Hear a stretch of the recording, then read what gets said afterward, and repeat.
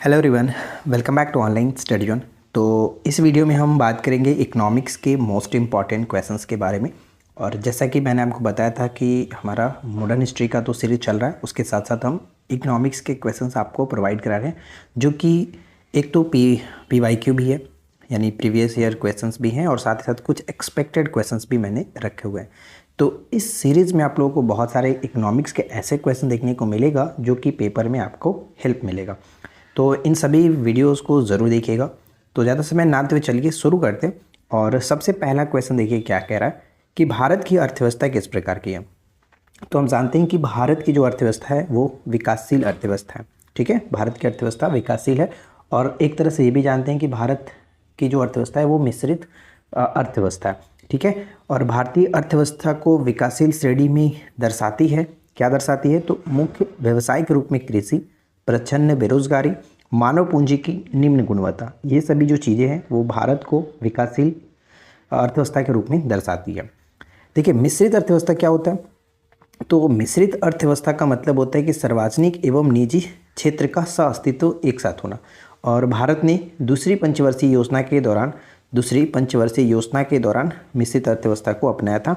ये भी चीज़ याद रखेंगे। पूंजीवादी अर्थव्यवस्था को माना जाता है बाजार अर्थव्यवस्था। पूंजीवादी अर्थव्यवस्था को बाजार अर्थव्यवस्था के नाम से जानते हैं। अर्थव्यवस्था में कृषि जो है, कृषि वो प्राथमिक क्षेत्र के अंतर्गत आता है, और सेवाएं जो हैं वो तृतीय क्षेत्र के अंतर्गत आता है। और यहाँ आप याद रखना है कि सबसे ज़्यादा जो GDP प्रोवाइड कराया जाता है वो तृतीय क्षेत्र से मिलता है, जबकि सबसे ज़्यादा जो कार्यरत लोग हैं वो प्राथमिक क्षेत्र कृषि में कार्यरत हैं। ठीक है, अगर आप लोगों को हमारा ये वीडियो क्वेश्चन अच्छा लगे तो प्लीज़ वीडियो को लाइक और चैनल को सब्सक्राइब कर लीजिएगा।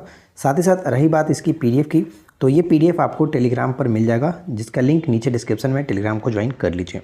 फर्स्ट पार्ट का PDF आपको टेलीग्राम पर अपलोड कर दिया गया था, वहाँ से डाउनलोड कर लेना। अब आता है कि गीग इकोनॉमिक क्या होता है। तो देखिए, गीग इकोनॉमिक क्या कहते हैं? एक ऐसा मॉडल होता है जिसमें अस्थायी कर्मचारियों को नियुक्त किया जाता है। इसके अंतर्गत अनुबंध आधारित स्थायी नौकरियों भी शामिल होती हैं, जिसमें कर्मचारियों की आय उनके द्वारा किए गए कार्य की मात्रा एवं गुणवत्ता के आधार पर निर्धारित की जाती है। इसे कहा जाता है गीग इकोनॉमी। किसी देश की अर्थव्यवस्था के विकास को दर्शाने हेतु प्रस्तावित मानकों का सही क्रम क्या है? यानी किसी देश की अर्थव्यवस्था के विकास को अगर दर्शाना है तो उसका जो प्रस्तावित मानक का सही क्रम है वह है, जैसे कि प्रति व्यक्ति आय सबसे पहले देखा जाएगा। उसके बाद हम देखते हैं PQLI, यानी कि जीवन सूचकांक की भौतिक गुणवत्ता, जिसे इंग्लिश में हम कहेंगे physical quality of life index. साथ ही साथ देखते हैं हम लोग HDI, यानी ह्यूमन डेवलपमेंट इंडेक्स। देखिए, यहाँ पे जीवन सूचकांक की भौतिक गुणवत्ता को आप शॉर्ट में कह सकते हो जीवन प्रत्याशा। ठीक है, तो तीन चीज़ों को देखा जाता है, प्रति व्यक्ति आय, जीवन प्रत्याशा और ह्यूमन डेवलपमेंट इंडेक्स, ये HDI। तो ये तीन चीज़ों को देखा जाता है। जीवन सूचकांक की भौतिक गुणवत्ता विधि को विकसित किया गया था किसके द्वारा? तो ये विधि विकसित किया गया था मॉरिस डी मैरिस के द्वारा। मॉरिस डी मैरिस ने विकसित किया था। HDI के बारे में आप जानते हैं। HDI सबसे पहले पाकिस्तानी अर्थशास्त्री महबूबुल हक ने जिसको विकसित किया था, और सबसे पहला जो ह्यूमन डेवलपमेंट इंडेक्स जारी किया गया था वो 1990 में जारी किया गया UNDP के द्वारा, यानी यूनाइटेड नेशन डेवलपमेंट प्रोग्राम के द्वारा जारी किया गया। तो इसका फुल फॉर्म भी याद रखिएगा, कई बार पूछा जाता है। इसके बाद नेक्स्ट आता है कि किसी देश की आर्थिक समृद्धि का सबसे उपयुक्त मानदंड क्या होता है? मापदंड क्या होता है? किसी देश की आर्थिक समृद्धि का सबसे उपयुक्त मापदंड क्या होता है? तो प्रति व्यक्ति वास्तविक आय। प्रति व्यक्ति वास्तविक आय। धारणीय विकास की सर्वाधिक लोकप्रिय परिभाषा कौन सी है? धारणीय विकास की सर्वाधिक लोकप्रिय परिभाषा कौन सी है? तो ब्रटलैंड रिपोर्ट। ब्रटलैंड रिपोर्ट। संतापकारी समृद्धि की अवधारणा को किसने विकसित किया था? संतापकारी समृद्धि की अवधारणा को विकसित किया गया था जगदीश भगवती जी ने। जगदीश भगवती ने। भारत में नियोजित अर्थव्यवस्था आधारित है किस पर? भारत में नियोजित अर्थव्यवस्था आधारित है मिश्रित अर्थव्यवस्था पर। मिश्रित अर्थव्यवस्था पर। आर्थिक जो नियोजन है वो किसके अंतर्गत आता है? तो आर्थिक नियोजन समवर्ती सूची के अंतर्गत आता है। 7वीं अनुसूची में 3 प्रकार की सूचियों का उल्लेख किया गया, संघ, राज्य और समवर्ती। तो आर्थिक नियोजन समवर्ती सूची का विषय है। और भारत में नियोजन विकास मॉडल को लागू कब किया गया? तो 1 अप्रैल 1951 को लागू किया गया था। और भारत में नियोजक के जनक के रूप में किसे जानते हैं? तो एम विश्वेश्वरैया को जाना जाता है। और इनकी एक पुस्तक थी प्लान्ड इकोनॉमी फॉर इंडिया। बहुत बार ये क्वेश्चन पूछा जाता है, पुस्तक के बारे में पूछा जाता है कि ये पुस्तक किसकी है, तो एम विश्वेश्वरैया, ये नाम याद रखना। ठीक है, चलिए आगे बढ़ते हैं। नेक्स्ट आता है कि भारत में नियोजन विकास मॉडल कब लागू किया गया था। तो ऊपर मैंने आपको बताया कि 1 अप्रैल 1951 को लागू किया गया था। राष्ट्रीय आयोजन जो समिति है, जैसे नियोजन समिति भी कह सकते हैं, राष्ट्रीय नियोजन समिति की नियुक्ति कब की गई थी? 1938 में। कांग्रेस का हरिपुरा अधिवेशन चल रहा था। और अगर आपसे पूछे कि राष्ट्रीय आयोजन या फिर राष्ट्रीय नियोजन समिति का जो गठन हुआ वो किसके नेतृत्व में हुआ, तो वो सुभाष चंद्र बोस के नेतृत्व में हुआ, जिसकी अध्यक्ष बने थे जवाहरलाल नेहरू। ठीक है, अध्यक्ष जवाहरलाल नेहरू जी को बनाया गया था। अगला आता है कि मुदलियार आयोग का गठन कब हुआ। तो मुदलियार आयोग का गठन 1941 में होता है, ये याद रखेंगे। गांधीवादी योजना 1944 श्रीमन नारायण द्वारा तैयार किया गया था, बहुत इंपॉर्टेंट है। पीपुल्स प्लान 1945 में आता है, एम.एन. रॉय के द्वारा तैयार किया गया। यहाँ पे तीनों ये बहुत ज़्यादा महत्वपूर्ण है, हमेशा पूछा जाता रहता है यहाँ से रिलेटेड, तो इनको याद रखिएगा। साथ ही साथ KVIC यानी कि खादी विलेज इंडस्ट्रीज कमीशन की जो स्थापना की गई थी वो 1956 में दूसरी पंचवर्षीय योजना के दौरान की गई थी, तो ये भी याद रखिएगा, इंपॉर्टेंट है। अब अगला आता है कि बॉम्बे प्लान जो 1944 में गठन किया गया वो किन 8 उद्योगपतियों के द्वारा किया गया। अब जैसा कि आपने देखा कि BPSC में यहाँ से क्वेश्चंस पूछा गया था कि निम्नलिखित में से कौन नहीं थे, वो 8 उद्योगपति कौन कौन से थे, तो मैंने यहाँ पे 8 के नाम लिख रखे हैं। जैसे कि JRD टाटा थे, गुलजारीलाल नंदा जी थे, अर्देशीर लाल दलाल थे, लाला श्रीराम, कस्तूरी भाई लाला भाई थे, पुरुषोत्तम दास ठाकुर दास थे, AD श्रॉफ थे और जमनालाल बजाज। ये टोटल 8 जो व्यक्ति थे, इन लोगों ने मिलकर के बॉम्बे प्लान 1944 को तैयार किया था। ठीक है, गॉडगिल योजना जो है वो तीसरी पंचवर्षीय योजना से संबंधित है, इसे याद रखिएगा। और पंचवर्षीय योजना पर मैंने कई वीडियोस प्रोवाइड कराया आप लोगों को, अगर आपने नहीं देखा है तो देख लीजिएगा।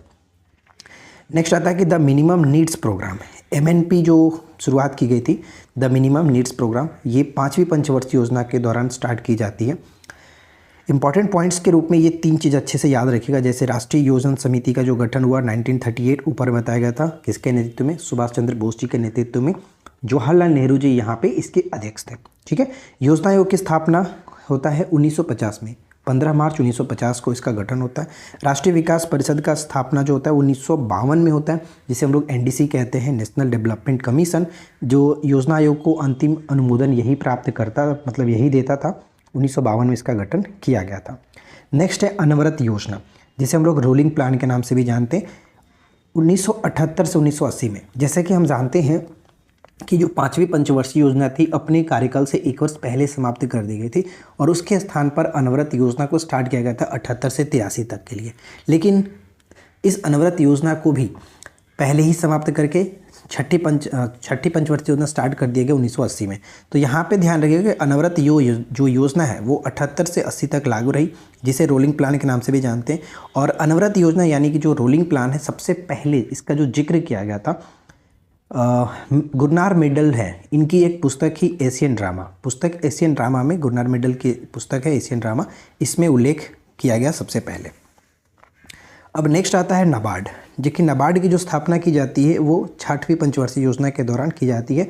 और इसका फुल फॉर्म याद रखिएगा, कई बार तो ऐसे भी पूछा जाता है कि नाबार्ड में B का क्या मतलब होता है, A का क्या फुल फॉर्म है, तो इस तरह से इसका फुल फॉर्म आपको अच्छे से याद होना चाहिए। National bank for agriculture and rural development इसका फुल फॉर्म होता है, जिसकी स्थापना 12 जुलाई 1982 को होता है। शिवरामन समिति की सिफारिश पर इसकी स्थापना की जाती है। कृषि और ग्रामीण विकास को वित्तीय सहायता इसका प्रदान करना मेन उद्देश्य है। सरकारी बैंकों और ग्रामीण क्षेत्रीय बैंकों को वित्तीय सहायता देना भी इसका कार्य होता है। ठीक है, चलिए आगे बढ़ते हैं। सामुदायिक विकास कार्यक्रम की बात करें, जो कि शुरुआत की गई थी पहली पंचवर्षीय योजना के दौरान 2 अक्टूबर 1952 को, और इसका जो कार्य होता है ग्रामीण भारत के समग्र विकास के लिए बहुआयामी योजना लागू करना सामुदायिक विकास कार्यक्रम का मेन उद्देश्य है।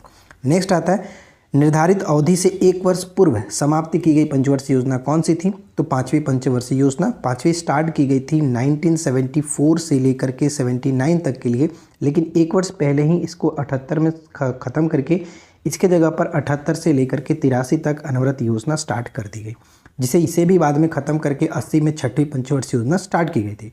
तो कुल मिलाकर आपको अच्छे से ध्यान में रखना है। राष्ट्रीय हॉर्टिकल्चर मिशन का आरंभ कब होता है? तो ये 10वीं पंचवर्षीय योजना में 2005-06 में स्टार्ट होता है और राष्ट्रीय हॉर्टिकल्चर मिशन जो है कृषि एवं किसान कल्याण मंत्रालय के अंतर्गत आता है। राइट, आगे बढ़ते हैं। नेक्स्ट हमारा आता है कि सर्वोदय जो प्लान है किसने स्टार्ट किया था, तो जयप्रकाश नारायण जी ने 1950 में इसको दिया था सर्वोदय प्लान। गरीबी उन्मूलन का जो नारा है वो 5वीं पंचवर्षीय योजना के दौरान दिया गया, याद रखेंगे।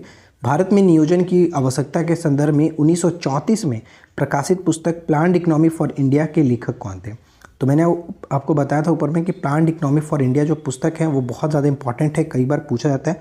एम विश्वेश्वरैया, याद रखेंगे। क्षेत्रीय ग्रामीण बैंकों की स्थापना कब की गई थी, तो 2 अक्टूबर 1975 को क्षेत्रीय ग्रामीण बैंकों की स्थापना की जाती है। नेक्स्ट आता है कि अंत्योदय योजना। अंत्योदय योजना जो है सबसे पहले राजस्थान में स्टार्ट किया गया था, जो कि 5वीं पंचवर्षीय योजना के अंतर्गत 1977 से 78 में सबसे पहले राजस्थान में स्टार्ट किया गया, ये याद रखना है। अनवरत योजना को भारत में लागू करने का श्रेय किसे दिया जाता है, जो अनवरत जो योजना है 5वीं पंचवर्षीय योजना की जस्ट ख़त्म करके उसको स्टार्ट किया गया था, तो प्रोफेसर डी.टी. लकड़वाला जो है इनको श्रेय दिया जाता है। इस योजना के दौरान गांधीवादी नीति का अनुसरण किया गया था, ये भी याद रखेंगे क्योंकि कथन के फॉर्मेट में दोनों क्वेश्चंस बना करके पूछा जा सकता है। ठीक है, योजना आयोग था। देखिए, योजना आयोग से बहुत सारे क्वेश्चंस पूछे जाते हैं, हमेशा पहले भी पूछे जाते थे, अभी भी पूछे जाते हैं, भले ही इसका नाम चेंज करके नीति आयोग कर दिया गया, लेकिन क्वेश्चंस तो बनते ही रहते हैं। जैसे योजना आयोग क्या था, तो एक तरह से संवैधानिक संस्था थी। संवैधानिक संस्था कहें या फिर गैर संवैधानिक संस्था कहें, दोनों का मतलब एक ही हुआ। मतलब ऐसी संस्था जिसका जिक्र संविधान में नहीं है उसे कहते हैं। तो यहाँ पे संवैधानिक संस्था कह सकते हैं, जिसका गठन 15 मार्च 1950 को हुआ था। एक तरह से ये भी कह सकते हैं कि परामर्शदात्री संस्था के रूप में था। देखिए, ऑप्शन में दोनों रहता है, या तो ये रहेगा या फिर ये रहेगा, मतलब दोनों एक साथ नहीं रहता, कभी ये देखने को मिलेगा या फिर कभी ये रहेगा, तो दोनों में से आप जो भी दिखे टिक कर लेंगे। नेक्स्ट आता है कि राष्ट्रीय विकास परिषद, जिसे हम लोग नेशनल डेवलपमेंट कमीशन NDC कहते हैं, इसका गठन 6 अप्रैल 1952 को होता है। और NDC को यानी कि राष्ट्रीय विकास परिषद को के संथानम ने सर्वोच्च मंत्रिपरिषद की संज्ञा दी थी, सर्वोच्च मंत्रिपरिषद की संज्ञा दी थी। साथ ही साथ ये भी एक तरह से गैर संवैधानिक संस्था है, संविधानेतर संस्था है। ठीक है, यहाँ पे याद रखिएगा कि योजना आयोग का जो गठन किया गया था ये किस समिति की संस्तुति पर, तो केसी नियोगी समिति की संस्तुति पर किया गया था। योजना आयोग के प्रथम उपाध्यक्ष कौन थे, वैसे तो आपको पता होगा कि योजना आयोग के अध्यक्ष जो होते हैं प्रधानमंत्री होते हैं, यानी सबसे पहले अध्यक्ष जवाहरलाल नेहरू जी थे। और अभी जो वर्तमान में उसका नाम 2015 में बदल करके नीति आयोग किया गया था, तो उसके भी अध्यक्ष प्रधानमंत्री ही होते हैं। ठीक है, तो योजना आयोग के प्रथम उपाध्यक्ष कौन थे, गुलजारी लाल नंदा, प्रथम उपाध्यक्ष। और अंतिम उपाध्यक्ष की बात करें तो यहाँ पे याद रखेंगे कि MC अहलूवालिया जो हैं ये थे, अहलूवालिया। योजना आयोग को आर्थिक मंत्रिपरिषद की संज्ञा किसने दी थी, योजना आयोग को आर्थिक मंत्रिपरिषद की संज्ञा अशोक चंद्रा ने दिया था, अशोक चंद्रा। ठीक है, अशोक चंद्रा ने। अब यहाँ पे कुछ सिद्धांत मैंने लिखे जो कि इंपॉर्टेंट है, पूछा जाता रहता है, जैसे कि प्लानिंग टू द पुअर, ये पूछा जाता है किसका सिद्धांत है, तो BS मिन्हास एकदम VVI है, याद रखेंगे। ड्रेन थ्योरी, ये भी आपने कई बार देखा होगा, पूछा गया है, दादा भाई नौरोजी की drain theory. Rhyme, rhythm and to in economics, JK Mehta की ये सिद्धांत है। ठीक है, JK मेहता। उसके बाद प्रवचन मॉडल किसने दिया था, तो हैरिस टोडैरो जो हैं, हैरिस टोडैरो, इन्होंने प्रवचन मॉडल दिया। संतुलित विकास सिद्धांत और असंतुलित विकास सिद्धांत, देखिए संतुलित विकास सिद्धांत को रेगनर नर्क्स ने दिया है और असंतुलित विकास सिद्धांत को हर्समैन ने दिया है। तो ये दोनों नाम याद रखना है, संतुलित और असंतुलित। सर्वप्रथम सीमांत व्यक्ति यानी मार्जिनल मैन की संकल्पना का प्रतिपादन किसने किया, सीमांत व्यक्ति की संकल्पना का प्रतिपादन रॉबर्ट E. पार्क द्वारा किया गया, रॉबर्ट E. पार्क के द्वारा किया गया। तो कुल मिलाकर आज हमारे पास इतने सारे क्वेश्चंस थे, करीब हमने 50 के अराउंड क्वेश्चंस तो कवर कर ही लिया है, 3 पेजेस मैंने आपको कराया है।